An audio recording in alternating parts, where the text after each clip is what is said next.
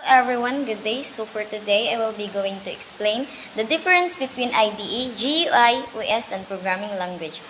So first one is the Integrated Development Environment. So ang IDE, usa kini siya ka programa nga nag-include sa tanang tools para sa pag-develop og software, para sa pagsulat og code o pag-testing. Ang IDE, naa siya editor sa source code, na ito sa pag-comply og debugging. So for example, dani is ang Visual Studio, Code, and PyCharm.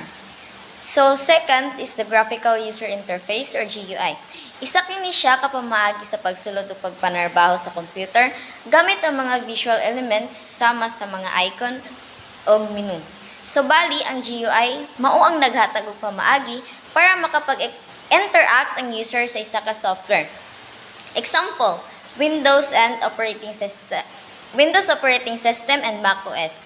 So 3, operating system, isa kini siya ka programa nga bali maoy nag-manage or naghawid sa tanang part sa computer.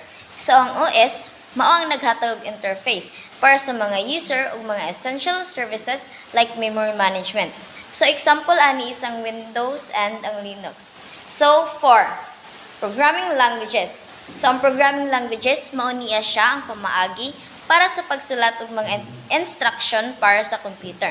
So ang mga programming language mao niya sila ang nagtugot sa mga developers sa pagsulat og code para sa pag-develop og isa ka application software. So for example is Python and Java. So that's all. Thank you.